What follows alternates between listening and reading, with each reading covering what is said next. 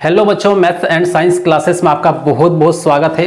तो यहाँ पर उन स्टूडेंट्स के लिए मोस्ट इंपोर्टेंट वीडियो है ये वाला, जो विजनरी स्टूडेंट्स है या फिर जिनका अपना एक टारगेट, अपना एक लक्ष्य फिक्स है। ठीक है, किसके लिए यहाँ पे बात कर रहा हूँ? तो जो बायोलॉजी सब्जेक्ट लेके जो पढ़ रहे स्टूडेंट्स, उन सभी के लिए यहाँ पर ये वाला वीडियो है। या फिर जिन्होंने पहले क्लास कंप्लीट कर ली है, जो पास आउट है, ठीक है, और लेकिन उनको नीट की एग्जाम देना है। तो हमें डॉक्टर बनना है, तो डॉक्टर वाली लाइन में जाना है, तो उसको नीट की एग्जाम देना पड़ेगी। उसके बाद में आप पढ़ाई कर पाएंगे। तो यहां पर नीट की एग्जाम देने के लिए आपको क्या करना है और नीट की एग्जाम देने के लिए आपको फॉर्म कब भरना है, ये आपको यहां पे बताऊंगा।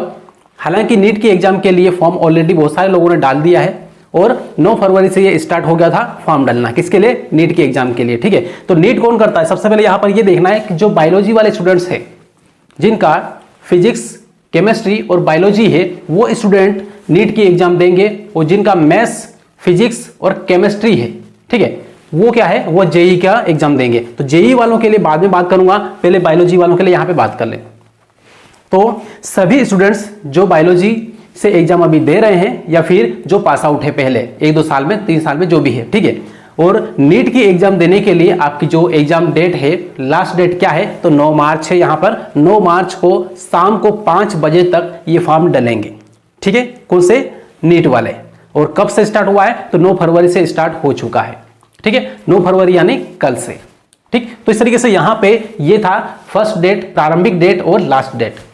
ठीक, अब इसके बाद में यहां पर हम बात कर ले, स्क्रीनशॉट यहां पर देखते जाना है, मैं आपको दिखा दे रहा हूं। ठीक है, मेरे पास मोबाइल में है, इधर आप यहां पे स्क्रीनशॉट यहां पे देखते जाना। ठीक है, स्क्रीन पर। तो सबसे पहले यहां पर ऊपर लिखा हुआ है, हेडिंग है कि नीट यूजी 2024-25 के लिए रजिस्ट्रेशन शुरू। SC ST के लिए फीस 1000 रुपए है। ठीक है, सभी के लिए बताऊंगा, लेकिन SC ST के लिए कितनी? 1000 रुपए है। ठीक है, और लास्ट डेट क्या है? 9 मार्च। ठीक है, अब इसके बाद फिर आगे देखें तो ये एग्जाम कौन करवाएगा? ठीक है, कौन एग्जाम लेगा? क्योंकि हर एक कॉम्पिटिटिव एग्जाम होती है ना, वो किसी न किसी एजेंसी के थ्रू होती है। ठीक है, कोई भी एजेंसी होती है, जैसे व्यापम है या कोई और है।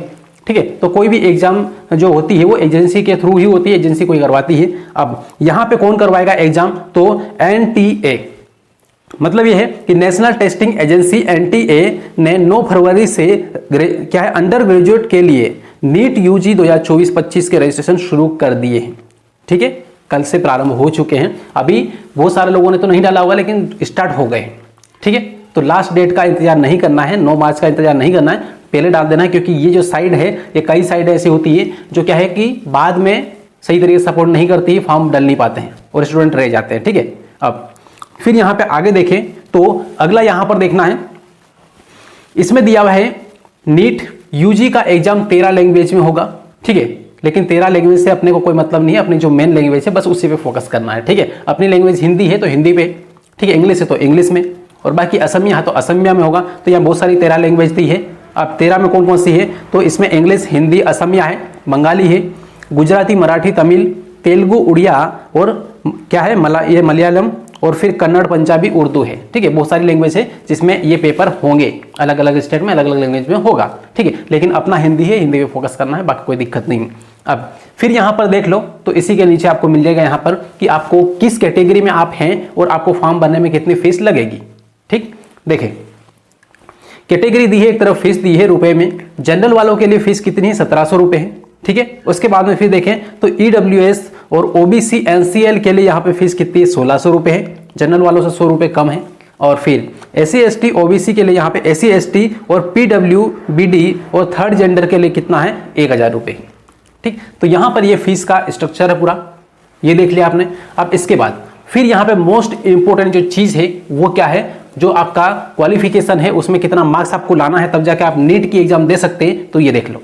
ठीक है, देखो यहाँ पे 12th क्लास वाले ऐसे स्टूडेंट जो कम से कम 50% मार्क्स से क्वालिफाई किए हैं या फिर पास हुए हैं। ठीक है, मतलब ये है कि अपनी जो एग्जाम है, वार्षिक एग्जाम, उसमें कम से कम आपके 50% मार्क्स होना बहुत जरूरी है।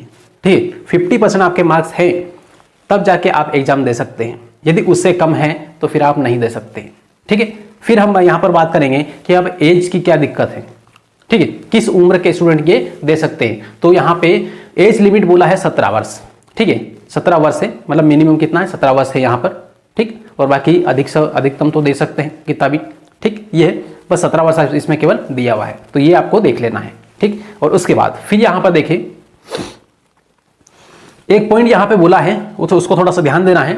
वो ये है कि जो स्टूडेंट अभी एग्जाम दे रहे हैं 12वीं की, ठीक है, वो भी फॉर्म डाल सकते हैं और एग्जाम दे सकते हैं, लेकिन ये शर्त है कि एग्जाम होने से पहले या एग्जाम मतलब जो भी से कि आपको डॉक्यूमेंट वेरिफिकेशन होगा उससे पहले आपका रिजल्ट या फिर आपका 12वीं का जो मार्कशीट है वो आपके पास होना जरूरी है, ठीक है। वो आपके पास रहेगा तब जाके आप वेरिफिकेशन करवा पाएंगे, ठीक है। अदरवाइज एग्जाम देंगे लेकिन सिलेक्शन नहीं होगा तो कोई मतलब नहीं रहेगा, लेकिन तब तक रिजल्ट आसानी से मिल जाता है। हर साल आता है, हर साल ये एग्जाम होते हैं, ठीक है। इसलिए कोई टेंशन वाली बात नहीं है, सभी को एग्जाम देना है जो बायो वाले स्टूडेंट्स हैं और अच्छी तरीके से तैयारी करना है, ठीक है।